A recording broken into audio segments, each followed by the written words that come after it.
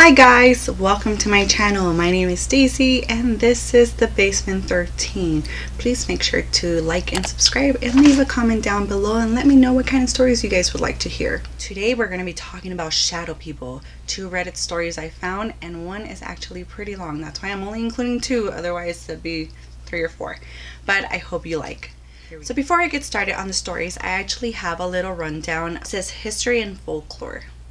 A number of religions, legends, and belief systems describe shadowy spiritual beings or supernatural entities such as shades of the underworld, and various shadowy creatures have long been a staple of folklore and ghost stories, such as the Islamic jinn and the Choctaw Nalusa Chito.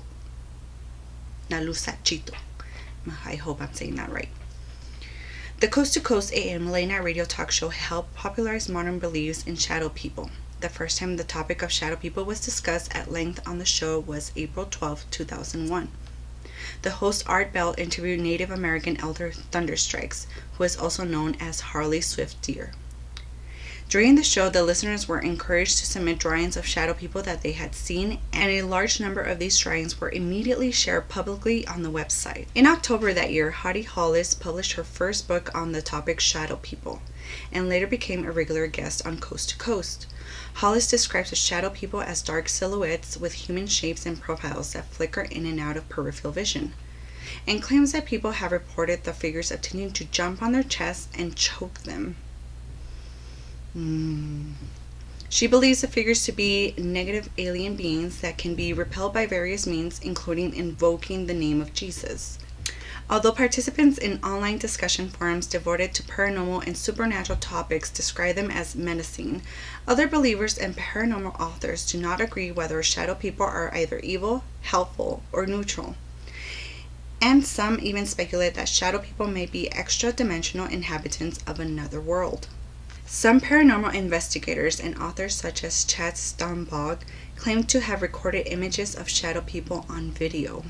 Shadow people feature in 2 episodes of ITV paranormal documentary series Extreme Ghost Stories, where the phenomenon is described as a black mass. Now, they have a scientific explanation for this, so you tell me what you think. Several physiological and psychological conditions can account to reported experiences of shadowy shapes seemingly alive. A sleep paralysis sufferer may perceive a shadowy or indistinct shape approaching them when they lie awake paralyzed and become increasingly alarmed. A person experiencing heightened emotion, such as while walking alone on a dark night, may incorrectly perceive a patch of shadow as an attacker.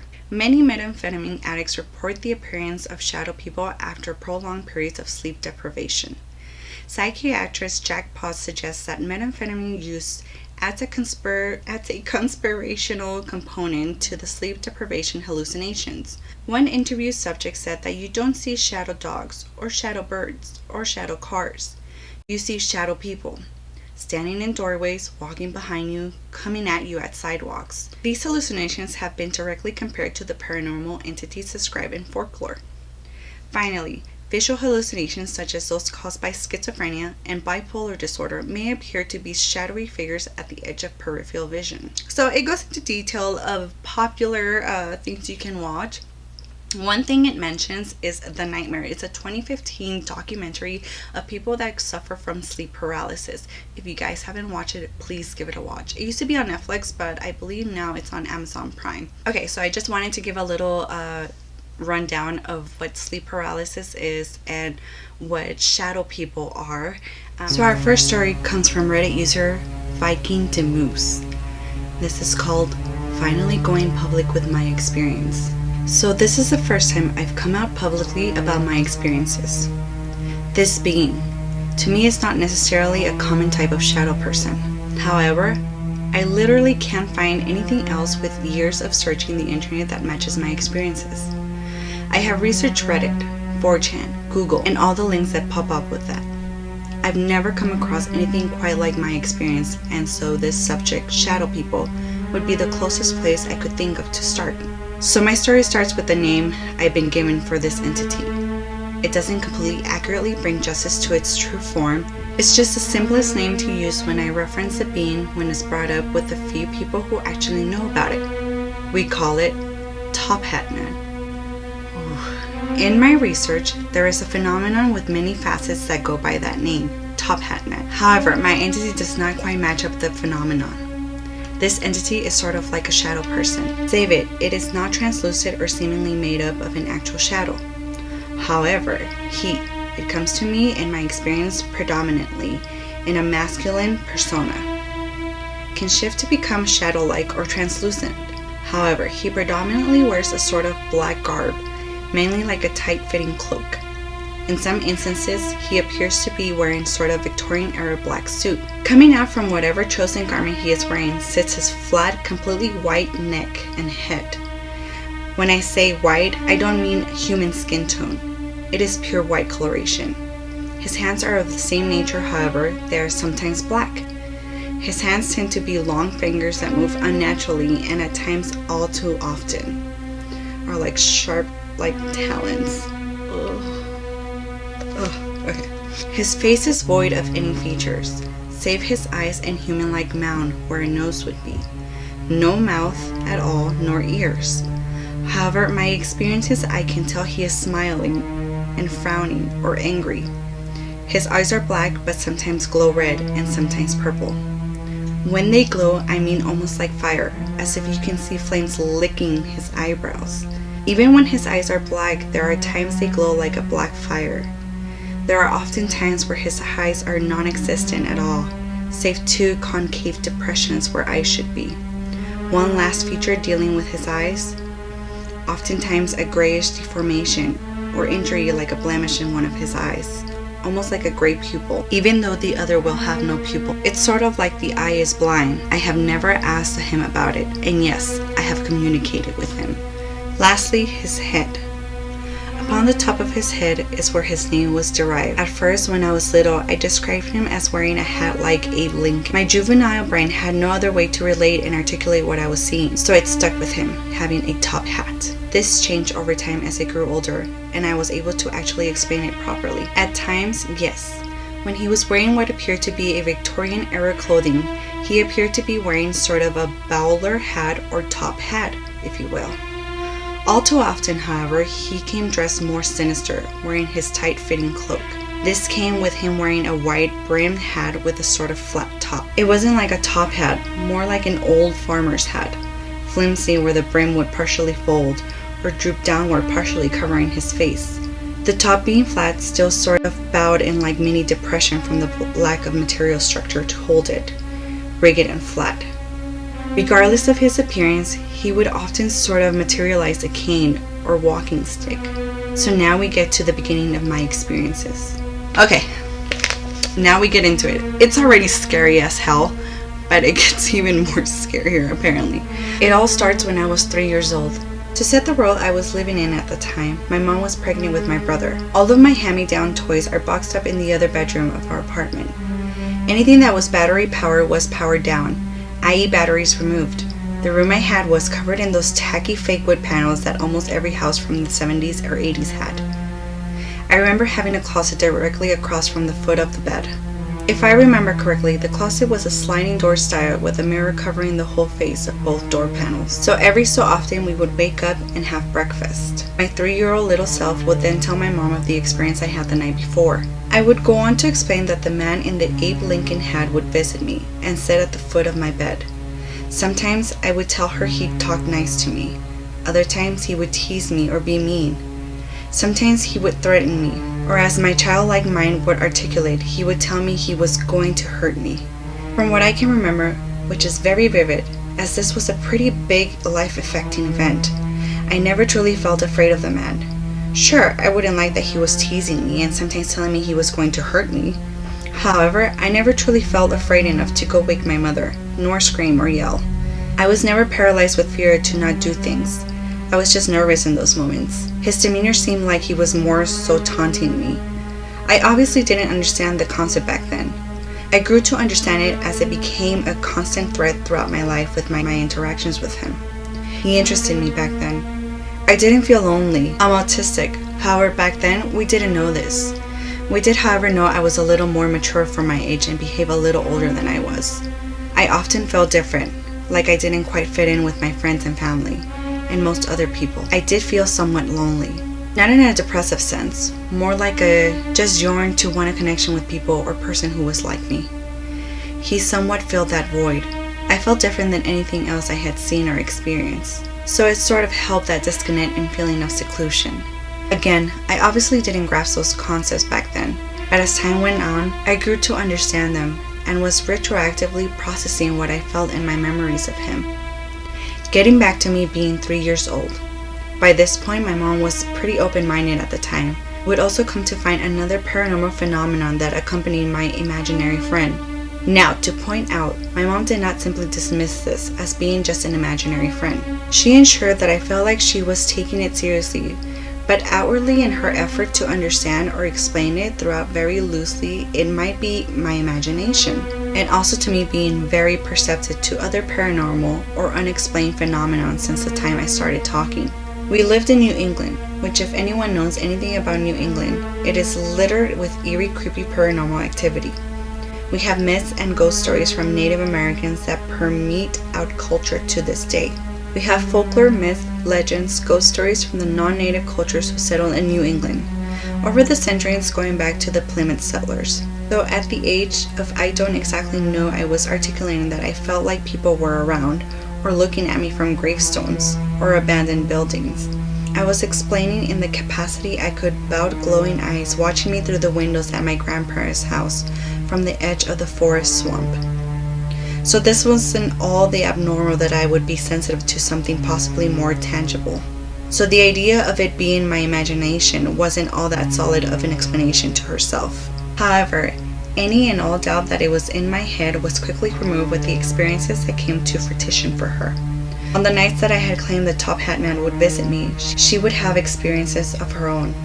On those nights, all the toys that were boxed up to be passed down to my soon-to-be brother would go off.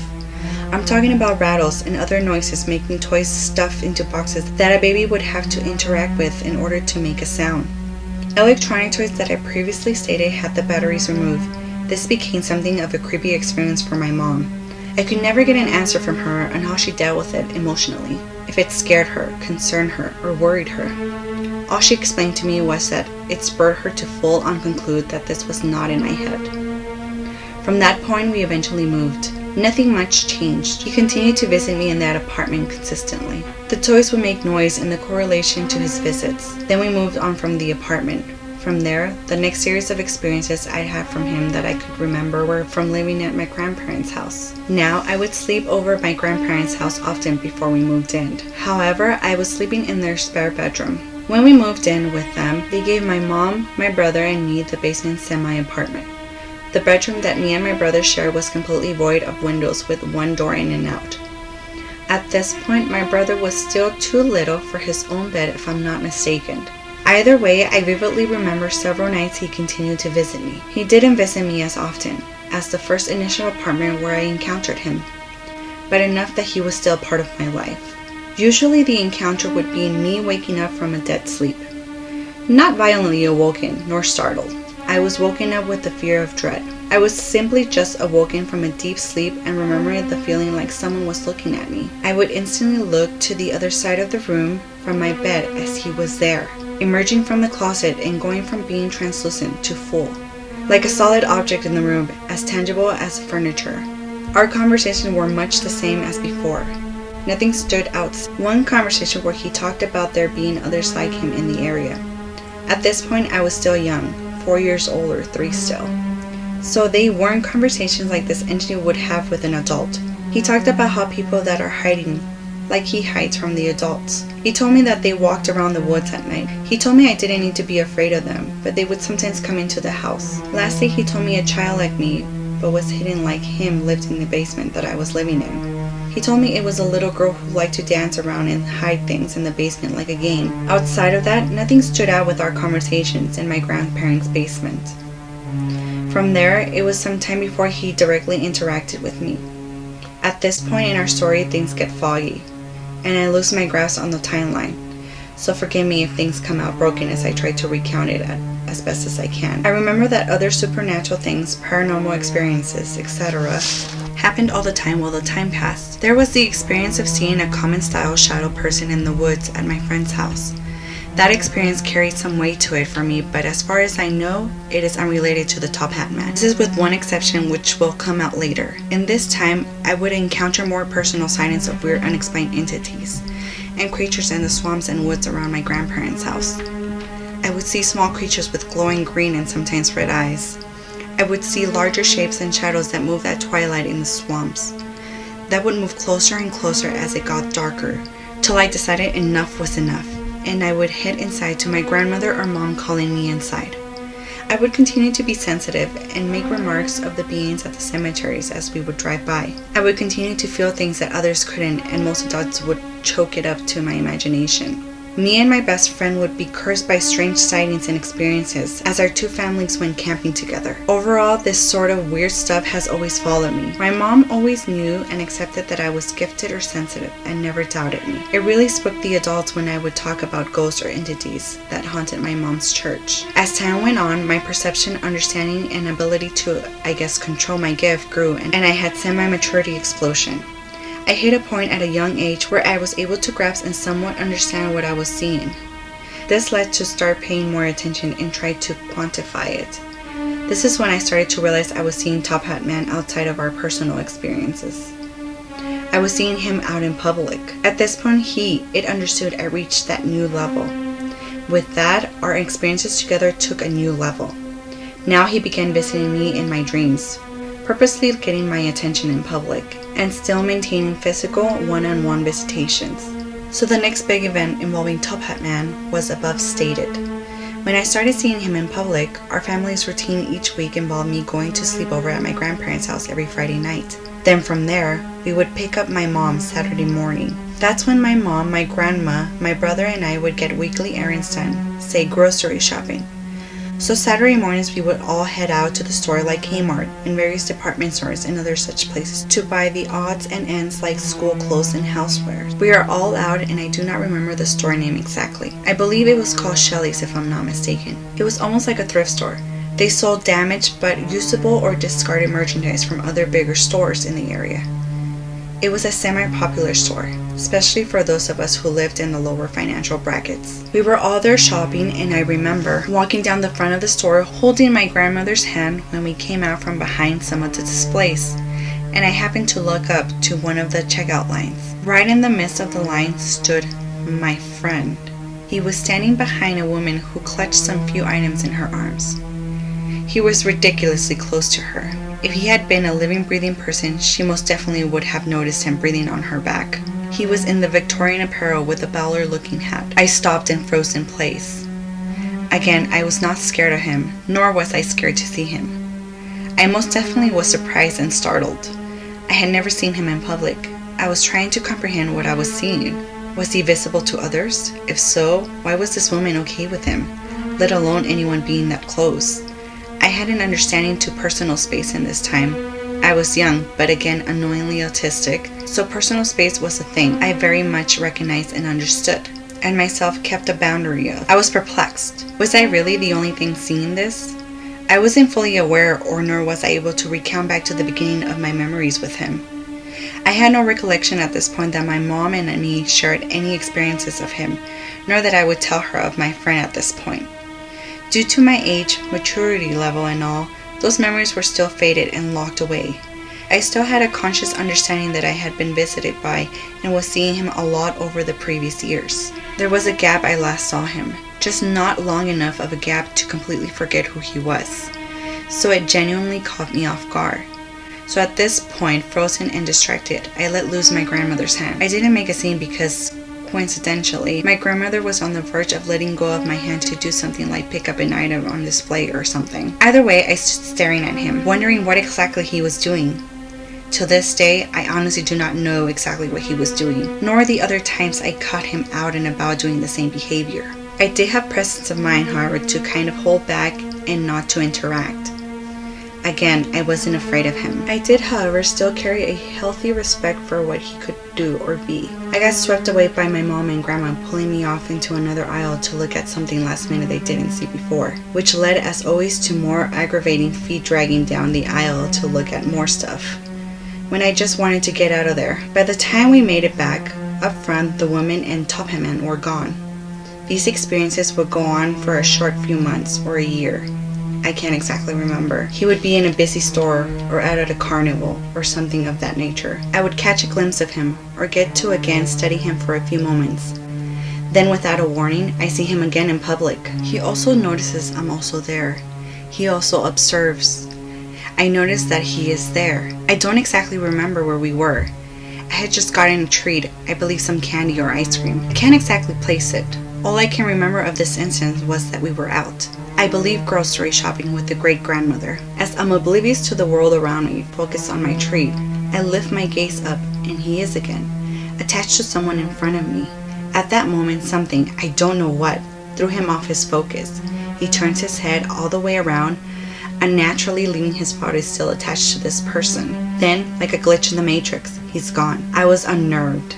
As I write this, my hair keeps standing on the end, and this memory fleshes out more for me. We continued our errand and whatever it was we were doing. All the while, I'm nervously looking for him. As we are going down, and what I think I remember to be shopping aisle, there are other people browsing. I remember walking past an older woman who was half turned away from me. As we get closer to her, she turns towards me, and that's when he is there. Again. It wasn't him in his full form, no. The elderly woman's face was his, featureless, eyeless at this point. No mouth, but I swear I knew he was smirking. I straight ran around the back of my grandmother to the other side of the shopping cart. By the time I ran into safety, the woman was herself again, her face, not his. She was saying something to me, and I can't remember what she said, nor did I process what she said then. The last part of this memory I can remember was my grandmother asking me what was wrong. The lady was just trying to be nice and say hi to me. So we fast forward to our next big experience. In the midst of this hitting the fast forward button, some more smaller things happen. He continues to make himself known to me in public, his face standing out in crowds looking at me, his stare following me as I traverse the area till out of sight. Nor did I feel like I should be afraid. He started making his presence in my dreams as well. Not yet interacting with me in my dreams, just the same as when I catch him out in public. So we arrive at this point where I'm at least 8 years old, turning 9. This is the point that my story picks up. Things start going very, shall we say, actively at this point. I become leaps and bounds more aware of spirituality, paranormal spirits, ghosts, etc.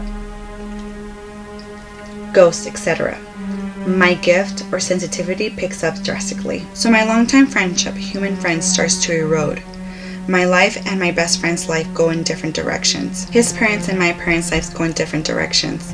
We start seeing them less and less. We make one last big camping trip to hang out all together. Up to this point, we spent just about every summer camping for a few weekends and or weeks with them. Well, at this point, we decide to go camp with them. They stay for a whole 2 weeks. We decide to only camp for a few days. My friend, who we call DJ, spent that specific weekend with his new friend from his new school. No big deal. I know this particular campground like the back of my hand. So I had my bike. I set up riding around the campground main roads, just having fun, jumping off of things. I launch myself down the big hills and go down the beach at the lake to see what's going on. I notice this little trail that goes off to the side of the beach. It's the one trail I never rode down, nor was I allowed to. It being too close to the water and all, my parents didn't want me going down there alone. So I go to the entrance, and you can see it goes down a bit away from the water, a few hundred feet before meeting back at the water. So I decide, why not? I'm just going to ride to the point it gets close to the water again. So I make my way down the path. I don't remember much of what happens next. All I can recall is somehow winding back on the beach with my bike, seeing my dad and my friend's stepdad coming up to me on their bikes. Completely unexpectedly, they asked, "What's going on? How is it out here? Good weather for bike ride?" Then asked if I wanted to go with them down that trail. Hesitantly, I accept. DJ's stepdad is pretty good at bike riding. My dad also was very good at bike riding, but was coming to a point in his life where he started to let that hobby go. So we go down that trail. The whole first half of this ride, I'm distracted, trying to figure out why I lost an entire segment of my day that first time I went down.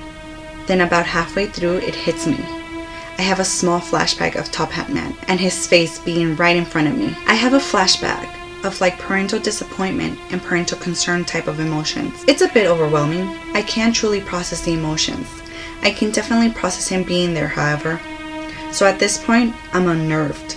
I'm not scared, just a little taken back. Feeling like I am being watched, the trail comes out to some marshy areas with boards and logs to cut over some large marshy water pools. The dense forest opens up to long tall trees with no low branches and no ground shrubs, so you can see nothing but tree trunks with large gaps in between trees in all directions. Then I start to catch what I feel are glimpses of Top Hat Man, peering from behind random trees far in the distance. I try to brush it off and just have fun with my dad. We come out to a point where DJ's stepdad has to turn back. Early days of cell phone, his wife calls him to come back. He informs us he's going to the site to get DJ and he will meet us on the trail. So we're stopped at a marshy pool trying to cross on some boards. Well, we decide to keep going and he and DJ will meet up with us by coming up the trail from the opposite direction. As me and my dad get ready to ride off, I spot Top Hat Man just watching me. He is in the rope at this point with his old school looking farmer's hat. He has his walking stick in hand, just staring. Me and my dad speed off. The ride goes smoothly the rest of the way. The last bit I remember is when we come up to where the trail comes beside the lake again. We cross a small bridge that puts us on a small island that hugs the shore. We meet up with DJ and his stepdad. This is where we notice another island in the lake. DJ informs me that supposedly the island was haunted by several teenagers who got caught out it during a violent Norsta. Maybe it's Norsta, sorry. Which is New England English for a hurricane met with a blizzard. Surely this was just a childhood ghost stories. Well, no. DJ's stepdad confirms this. Apparently it was in the news and Park Services restricts anyone from going into the island. It's a rather small island that's covered with thick brush and trees.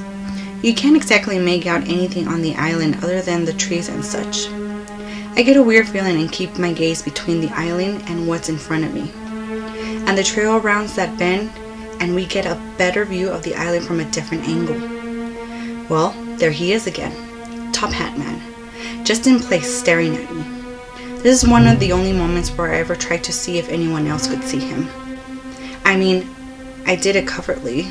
I wasn't about to have this discussion that I see this specter with my dad, friend, and friend's stepdad. I asked him if they see a person on the island. I jokingly exclaimed that I swear I just saw a person on the island. I get a negative from everyone involved. The camping trip goes on without more incidents as far as I can remember. So we fast forward a little bit. It's the end of that summer. I swear I see him a few more times out in public, but nothing too special. I had one moment where I felt like he was taunting me, like he was showing me that he can in fact alter our plane and existence as well. Nothing too big, and I am not 100% certain this was even him. I saw him in a store again on another errand running Saturday. He was watching me from an aisle and I swear he was again smirking at me without a mouth.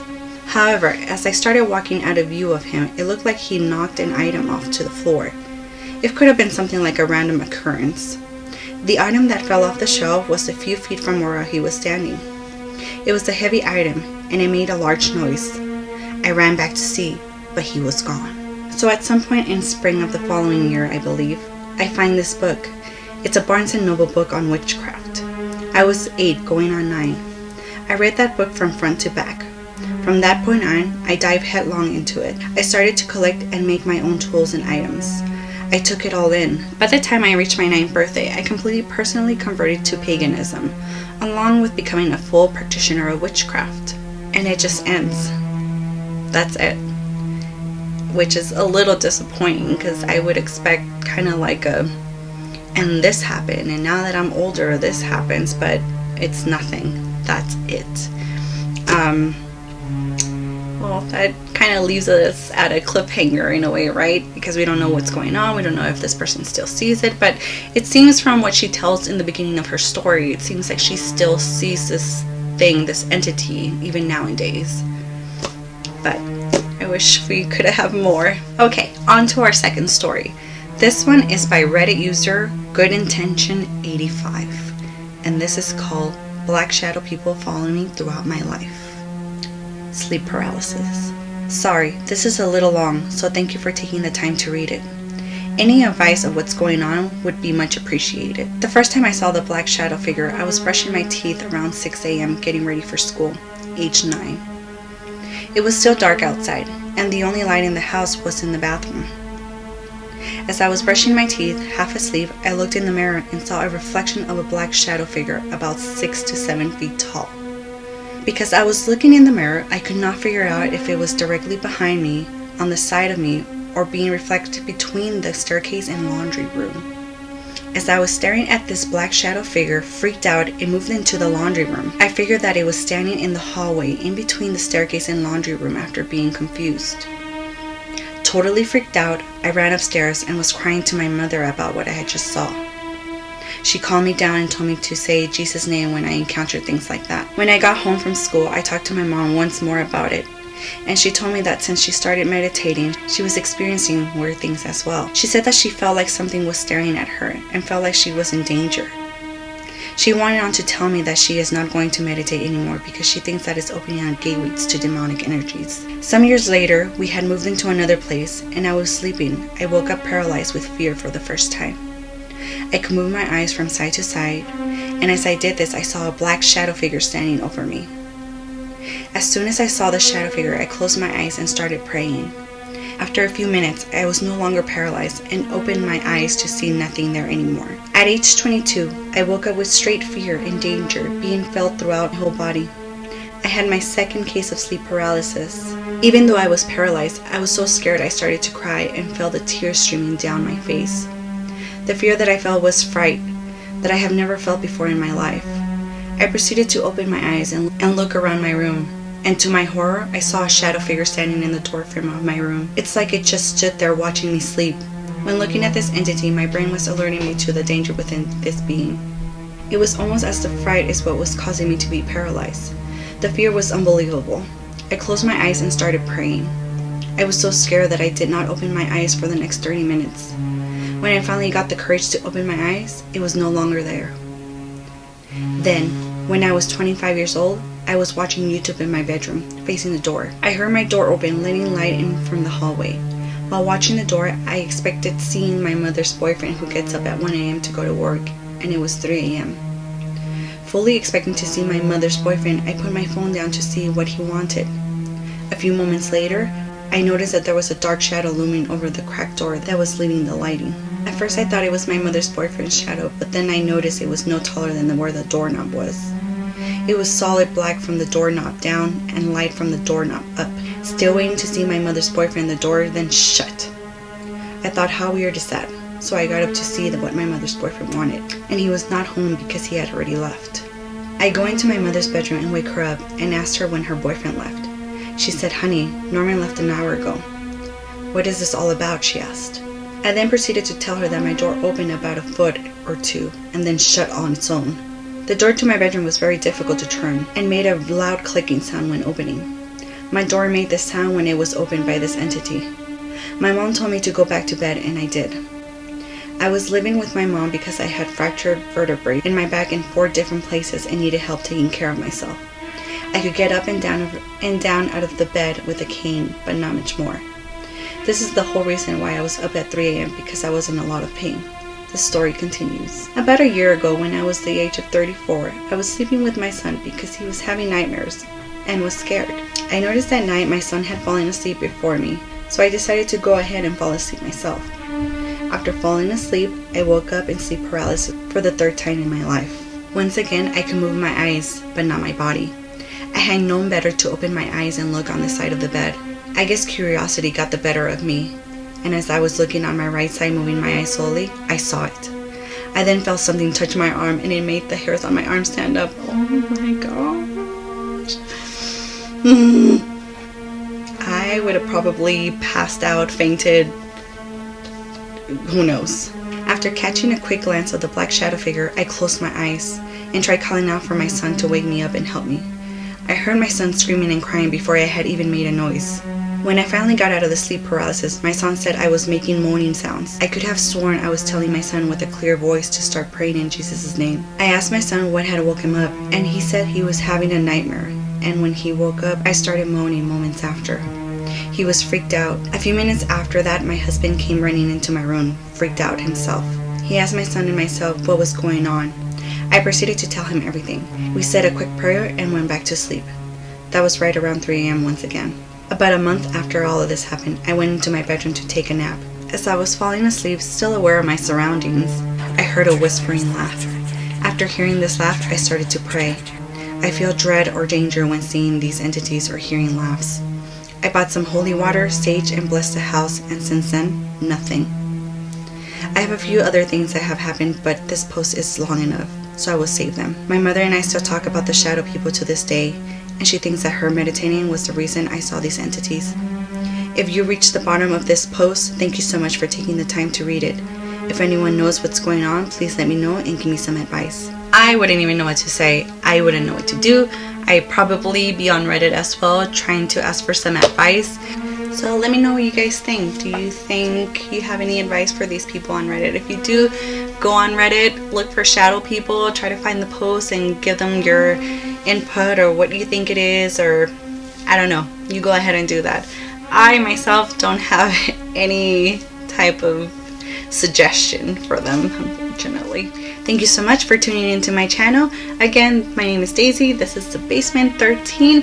Please like and subscribe. Leave a comment down below and let me know what kind of stories you guys would like to hear. I'd be more than happy to share them with you. Thank you. Bye.